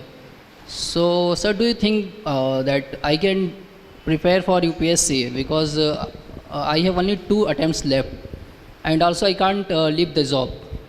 So, sir, please guide us. Base कैसा है तुम्हारा? Base car चलाना जानता? No, sir. Bike, Bike, yes. Cycle? Yes. तो अब जब cycle चलाते चलाते कभी कभी मोबाइल चेक कर लेते हो कि नहीं? हाँ या ना बताओ, दो में से जो भी ऑप्शन है तुम्हारा। जैसे साइकिल चला रहे हो, तुम्हारा कॉन्फिडेंस है साइकिल पे, और तुम साइकिल चला रहे हो और फोन आ गया, तुम देखो जैसे जो लोग कार चला रहे हैं। Yes, we do, sir. हाँ, you do, generally we do it कि when we develop a command on certain things, एक अटेम्प्ट में निकाला, तुम्हारे पास 2 है। तुमने अभी कहा कि तुम्हारे पास 2 है, अब कैसे? अब देखो कितनी, मतलब वो सारी बातें वो कहा ही, इन्होंने कहा कि एक तो फाउंडेशन, मैंने शुरू में, आपने शायद गौर नहीं किया, मैंने ये कहा कि आईएएस का एग्ज़ाम बहुत इजी है। मैंने आप लोगों से क्वेश्चन पूछा था, मैंने कहा इस क्वेश्चन पे मैं आपको इनाम दूंगा, आप में से अभी तक किसी ने जवाब नहीं दिया कि सिंधिया ने होलकर से ही दुश्मनी क्यों की, और ना आप में से किसी ने पूछा। मैं बताता हूं, और इनाम का क्वेश्चन है सर। हाँ जी, बताएं।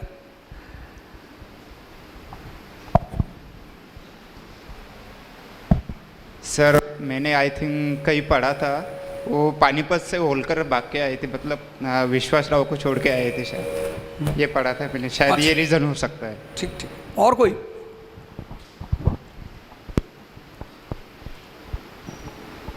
अब देखिए, यही सोचने की बात है। ग्वालियर और इंदौर, मालवा को जो रीजन है ना, वो ओपियम कल्टीवेशन के लिए बहुत फेमस है, अफीम। ईस्ट इंडिया कंपनी उस अफीम को सबसे ज्यादा बेच रही थी चाइना में। जैसे आज तेल अमेरिका के लिए है, ऐसे अफीम थी ईस्ट इंडिया कंपनी के लिए। इनके पास इतना सोना नहीं था, और चीनी जो थे, चाइनीज, ये किसी भी अपने गुड्स को सिर्फ सोने में बेचते थे, सोने के अलावा किसी में देते ही नहीं थे। कहते थे सोना लाओ, कुछ और किसी में देना ही नहीं, और इनको अपना सोना बचाना है। तो फिर धीरे धीरे इन्होंने चीन में अफीम का व्यापार शुरू किया। लोग वहाँ के, इसीलिए चीन की हिस्ट्री जब आप पढ़ेंगे उसमें ओपियम वॉर शब्द आएगा आपके पास। और ये मालवा और का जो रीजन है, ये कितनी सारी नदियाँ, बेन, बेतवा, केन, ये सारी नदियों का इलाका, फर्टाइल लैंड, हाईलैंड। यहाँ का टेम्परेचर बड़ा प्यारा है, थोड़ा सा हाईलैंड है, तो टेम्परेचर जो है थोड़ा सा नॉर्मल है, ओपियम पैदा होने के लिए बड़ा सूटेबल है। तो अब जिसका भी मालवा पे कब्जा होगा, उसका ओपियम की खेती पे कब्जा होगा, और जिसका भी ओपियम की खेती पे कब्जा होगा, उसके पास पैसा ज्यादा आएगा। मैंने क्या कहा, आपने शायद, मैंने जितनी बातें जो आपसे कही हैं, सर जोड़ो, सर दिमाग का इस्तेमाल करो। ये दिमाग किसी के में लगाने के लिए बिल्कुल नहीं मिला। दुनिया का सबसे बड़ा कुफ्र है, इस्लाम के जो सिद्धांत हैं बेसिकली, वो लगभग सारे धर्मों के सिद्धांत हैं। काफिर, अकबर ने सवाल किया अपने गुरु से, अब्दुल लतीफ से, काफिर कौन? उसने कहा नमाज पढ़ोगे जब, तो जो नमाज पढ़ना, असर की पढ़ना, फजर की पढ़ना, जब भी पढ़ना, पांचों में से मुझे बताना, नमाज पढ़ के मेरे पास आना सीधे, तब मैं बताऊंगा काफिर कौन। तो लड़का सुबह का तो नहीं पढ़ पाया, तो शाम की जब नमाज उसने अदा की तो अपने गुरु से मिलने गया, कहा मैं नमाज पढ़ के आ रहा हूँ। बोले कायदे से पढ़ी? बोले हाँ। तो बोले ईमानदारी से बताना कि जब नमाज सजदा कर रहे थे तो सिर्फ मालिक का ख्याल था? उसने कहा ये ना पूछे, ये ना बता पाऊंगा। बोले नहीं, बताना पड़ेगा, तभी मैं तुमको जवाब दूंगा। तो ना ख्याल तो मेरा मीना बाजार का था कि बहुत सुंदर सुंदर लड़कियां वहाँ घूम रही होंगी और मैं भी चला जाऊँ वहीं। तो अब्दुल लतीफ़ ने कहा जो अफाक में गुम है वो काफिर है। गुम, जीवन संसार में तो रहना है। अब्दुल लतीफ़ ने कहा जो अफाक में गुम है, अफाक, आप सजदा करने गए, मेरे दोस्त ने दानिश फिरोज शमसी जुमे की नमाज पढ़ने आते कि 5 मिनट रुको आ रहा हूँ। अब मैं कहता जा ही क्यों रहे हो, तुम मालिक के पास जा रहे हो सजदा करने, जल्दी में क्यों जा रहे हो? हम प्रधानमंत्री से मिलने गए, अब मैं निकलूंगा उसकी ही मर्जी से, क्योंकि वो मालिक है देश का। मैं उससे ये थोड़ी कर सकता हूँ मैं जा रहा हूँ भाई साहब, हम क्या बैठे हो मारो बैठ मास्टर कहाँ जा रहा है। जब तुम मालिक से मिलने जा रहे हो, नमाज पढ़ने जा रहे हो, मंदिर जा रहे हो, सर ये देखो 1000 रुपये का फ़ोन लेके चलते हैं, क्योंकि व्हाट्सएप और फेसबुक दुनिया का सबसे बड़ा दुश्मन है।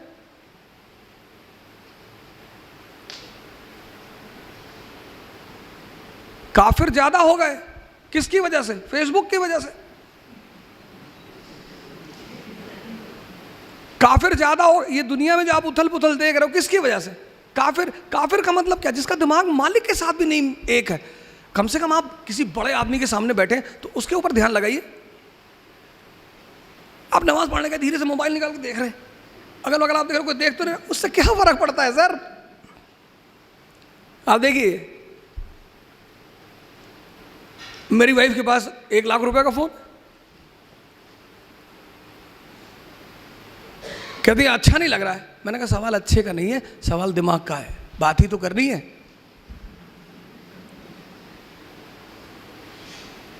आपके पास 2 अटेम्प्ट है सर जी, एनसी आप पढ़िए बैंक में, कोई बात नहीं। आप हमें हमारा जो एक प्रोग्राम है, टेस्ट सीरीज़ का प्रोग्राम है, इकरा शुरू करेगी। वो जो टेस्ट सीरीज़ हम शुरू करने जा रहे हैं, 60 टेस्ट, 60, 1000 क्वेश्चन पर सब्जेक्ट। हिस्ट्री में 1000, पूरी हिस्ट्री आपको क्लास में रिपीट कराएंगे, ऐसे ही क्वेश्चन देकर डिस्कस कराएंगे। और इन्होंने क्या कहा, जब आप एक क्वेश्चन पढ़ते हैं तो उस क्वेश्चन के चारों तरफ भी देख ही लीजिए। तो हमने इसमें लिखा है बुक में, बुकलेट में आपने देखा होगा 1:4 का फॉर्मूला। हम एक क्वेश्चन नहीं करेंगे। इन्होंने कहा कि जब आप क्वेश्चन करते हो तो आप की देखते हो, की में तो सिर्फ एक आंसर दिया है ना, तो आप उसके अगल बगल की चीजों से बच गए। हम यहां वही करेंगे, हम उस एक क्वेश्चन पूछेंगे, उसके अगल बगल जितनी भी चीजें। हमने यहां बुद्ध की प्रतिमा लगाई इसलिए नहीं कि हम बुद्धिस्ट हैं, यहां इतने महान लोगों की फोटो लगी हुई है। एक और रख दी हमने। आपने गौर किया, आपने में से किसी ने नहीं पूछा कि साहब ये बताइए आप तीनों में से बुद्धिस्ट कौन है? हमने जानते क्यों लगाई? क्योंकि ये दुनिया का पहला पैगंबर है जो रैशनलिज्म की बात करता है। ये दुनिया का पहला पैगंबर है, रैशनलिज्म। आदमी है, मुझे अल्लाह है कि नहीं है, क्या करोगे जान के? प्रॉब्लम बताओ, मेरे बच्चे की शादी नहीं हो रही, हाँ ये बोलो ना, चले आए। वो है या नहीं है तो एक अलग सवाल है। इतनी बड़ी कायनात, इनामदार साहब इतना बड़ा इंस्टीट्यूट चला रहे, उनको हटा दो, ये चलेगा? तो ये तो सवाल ही नहीं कि हम उस पर चर्चा करें। इनामदार साहब हैं, मालिक है यहाँ के, राजा हैं यहाँ के, चला रहे हैं ना, मैनेजमेंट कर रहे हैं ना, कितना बड़ा काम कर रहे हैं। आप कह रहे हैं, आप बताओ इनामदार साहब दुनिया है कि नहीं है? भाई इतनी बड़ी चीज़ कैसे चलेगी? कोई तो चलाएगा, उस पर तो सवाल ही नहीं। लेकिन पहले आप ये देखो क्यों ढूंढ रहे हो? सर हम चाहते हैं मेरा लड़का डॉक्टर हो जाए, तो उसको क्यों ढूंढ रहे हो? नहीं, वो आशीर्वाद सबको देता है। दुनिया, आप एक अपराधी से नफरत करते हो, वो नहीं करता, और सबको हमेशा देता रहता है। लेकिन कौन ले रहा है, ये तो फर्क, ये सबसे बड़ी चीज, ले कौन रहा? उमर साहब, कैलिफ उमर कैलिफ, बगदाद के कैलिफ। अभी सर ने हमारे कहा आज के हालात, गांव का प्रधान पिजारो से चल रहा है, बोलेरो से चल रहा है, फॉर्च्यूनर से चल रहा है। कैलिफ उमर, बगदाद के कैलिफ। ईद मनाने का पैसा नहीं, अपने खजांची से कहते हैं कि यार कुछ पैसे दे दो, बच्चों के लिए कपड़े ले लूं, अगले महीने की तनख्वाह में वापस कर दूंगा। खजांची और तेज था, उसने कहा लिख के गारंटी दे दो कि अगले महीने जिंदा रहोगे। जब वैसे राजा थे तो लोग खुश थे। और इस देश में हालात बनाए किसने? हमने। डेमोक्रेसी है, we the people of India solemnly resolve. अगर आपको अभी पता चल जाए कि मेरे ऊपर हत्या के 20 केस चल रहे, आप सब उठ के चले आओगे, इस आदमी से कुछ सुनना ही नहीं। आप जब मेरे सामने से उठ के जा रहे हो कि हत्यारा है, हम इससे कुछ नहीं सुनेंगे, सर ऐसे आदमी को संसद में क्यों बिठाते हो?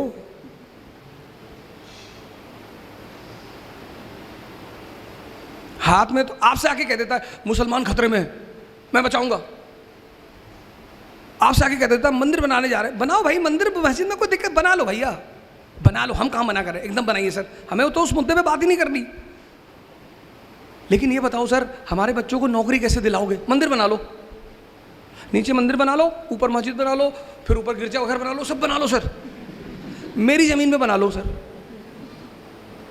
लेकिन सर ये बता दो कि हमारे ये जो बच्चा MCA करके बैठा है, 4 साल से नौकरी ढूंढ रहा है, इसको नौकरी कैसे दोगे सर? ये तो आप पूछते नहीं इन नेताओं से। फिर आप कहते हो हालात, अब इस देश के हालात को आप ही लोग बदलोगे, फिर आपकी हिस्ट्री लिखी जाएगी, फिर उसमें से आप में से कोई निकलेगा सैफिन द ग्रेट, समझदार आदमी।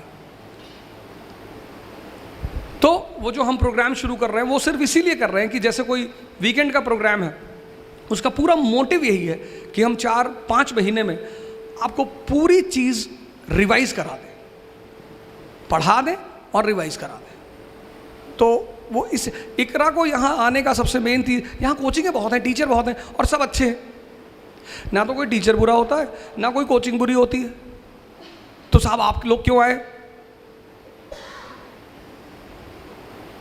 हम खेलने नहीं आए सर, और ना खेलने सिखाने आए हैं, हम जीतने का सिद्धांत जानते हैं सर।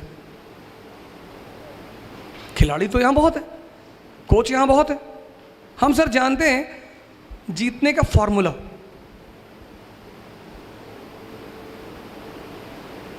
वो आपसे शेयर करने आए। इन्होंने कहा ना कंसोलिडेशन, आपने ध्यान नहीं दिया होगा उस शब्द पे। 1765 ईस्ट इंडिया कंपनी, जनाब ने पीछे से क्वेश्चन किया था, मैं आपके लिए बोल रहा हूं, 1765 ईस्ट इंडिया कंपनी, बंगाल पे कब्जा, हड़बड़ाई नहीं, पहले बंगाल पे कंसोलिडेट किया, C=C, conquest is to consolidation. Maratha खाए जा रहे 2 किलो चिकन खा गए, 3 किलो मटन खा गए, खाए जा रहे, भाई हजम भी तो कर ले। फिर बोले डिसेंट्री हो गई, होनी थी। अंग्रेजों ने खाया, हजम किया, जिम गए, एक्सरसाइज किया, 100 साल में पूरे देश पे कब्जा कर लिया। इसलिए मैंने आपसे शुरू ही किया यहां से बोलने के लिए। पहली चीज मैंने आपसे कहा कहानियां हैं, समझना है। दूसरी चीज मैंने आपसे कहा दिशा, डायरेक्शन, सारा खेल डायरेक्शन। तीसरी बात मैंने आपसे कहा लड़ना है, मजा लो लड़ाई का, रो नहीं सकते, रो नहीं सकते, आप रो नहीं सकते। जिसको भी लड़ाई का मजा आ गया, मेरे मामा जी ने मुझसे कहा अरे बड़े बड़े सपने देख रहे हो, कुछ नहीं करोगे, एक दुकान खोल लो गांव में, खाओगे नहीं तो भूखों मरोगे। मैंने कहा भूखों नहीं मरेंगे, आपका जो धन है उसको लूटेंगे, और ऐसी बातें मत कहा करो। फिर उन्होंने मेरी माता जी से कहा बहुत बदतमीज लड़का है। सर बदतमीजी आप कर रहे हैं, एक तो आप अपने आप को मेरा अपना कहते हैं, माँ प्लस माँ, जिसमें 2 माँ लगा हुआ है, जो डबल माँ लिए हुए वो अपने बच्चे को डिमोरलाइज कर सकता है। आप ये कहो कि बेटा और मेहनत करो, उठो, आगे बढ़ो, ऐसे नहीं होगा। आप करो कुछ नहीं करवाओगे, दुकान खोल लो। तो जब आपने शुरुआत की तो मैंने आपको जवाब दिया, मैं माफी चाहता हूं उसके लिए।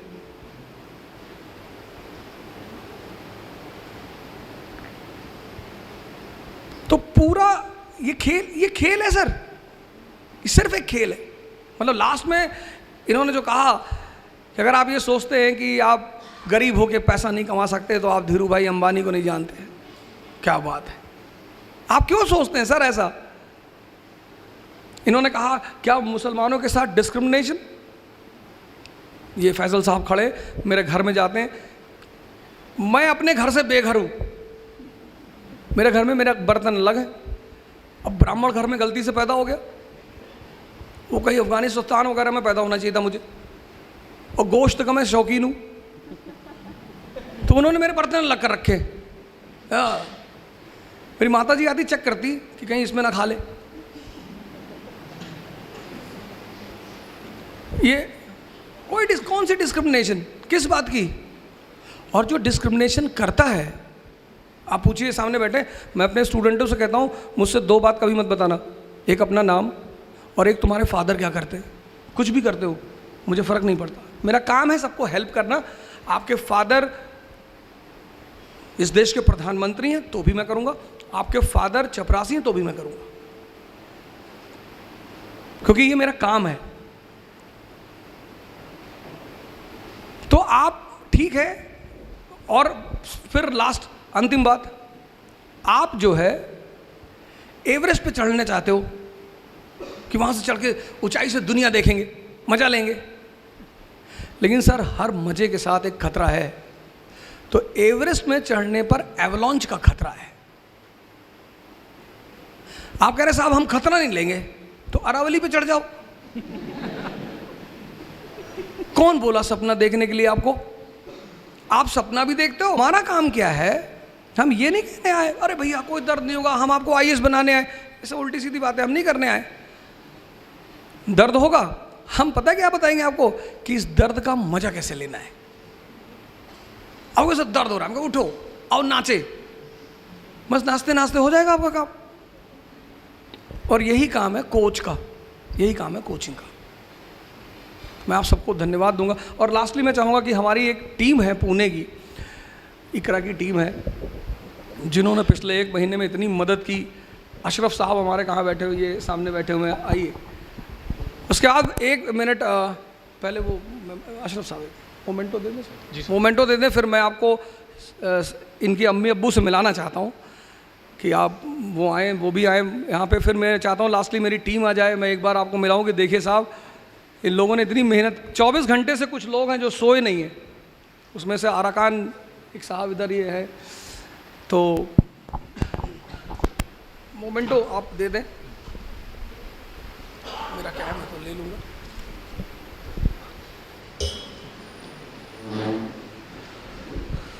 तो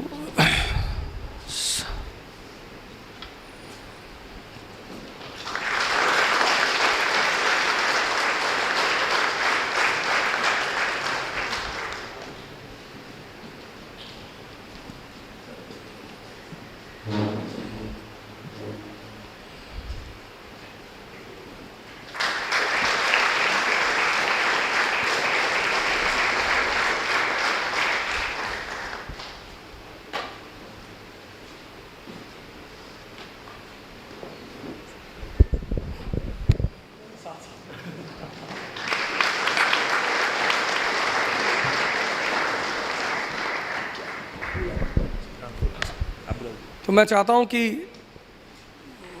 सैफिन साहब खुद अपनी अम्मी अब्बू को बुलाएं। यहाँ पे जो पेरेंट्स बैठे हैं उनके लिए एक मैसेज ये है कि अगर मेरी सक्सेस में मेरे मॉम डैड का सबसे बड़ा कंट्रीब्यूशन कोई है, हर एक माँ बाप अपने बेटे बेटियों का भविष्य सुरक्षित करने के लिए मेहनत करता है, अपनी जी जान से मेहनत करता है। लेकिन एक चीज़ उन्होंने जो स्पेशल की वो ये है, they give me the freedom to dream. तुझे जो करना है, जैसे करना है, you do, we are with you.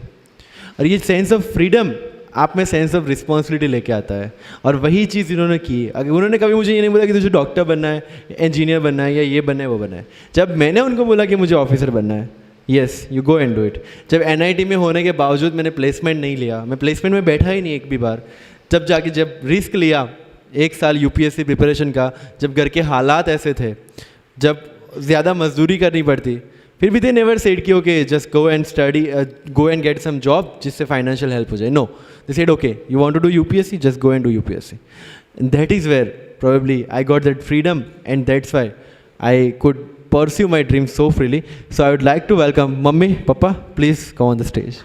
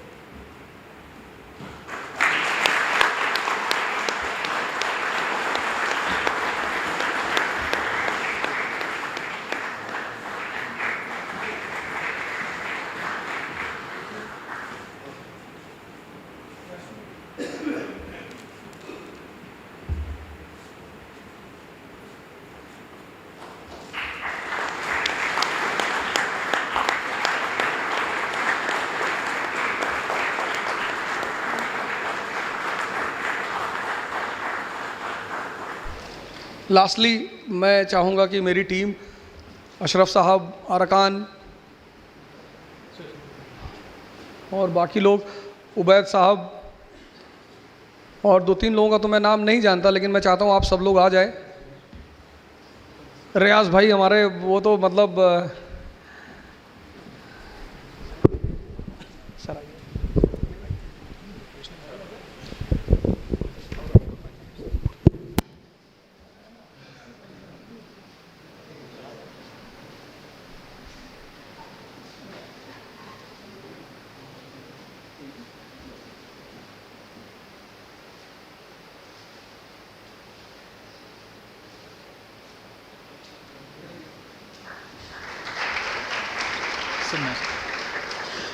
तो मैं लास्टली सबको, पूना के सभी लोगों को बहुत बहुत शुक्रिया कहना चाहता हूँ।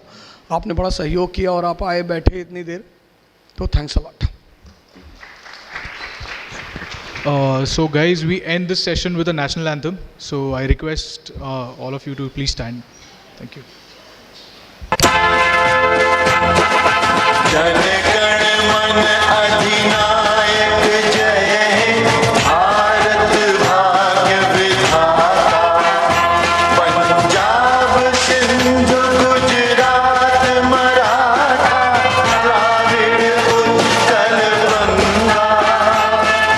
विंध्य हिमाचल यमुना गंगा, उच्छल जलधि तरंगा। तव शुभ नामे जागे, तव शुभ आशीष मांगे। गाहे तव जय गाथा, जन गण मंगल दायक जय हे, भारत भाग्य विधाता।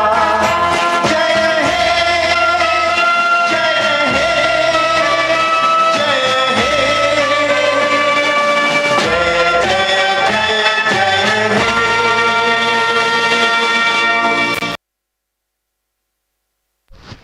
Thank you very much, all of you. So, this seminar for today ends here. And please, I request all of you to please go for refreshments outside and also submit the registration form at the registration desk. Thank you. My name is Upendra Davle. Thank you.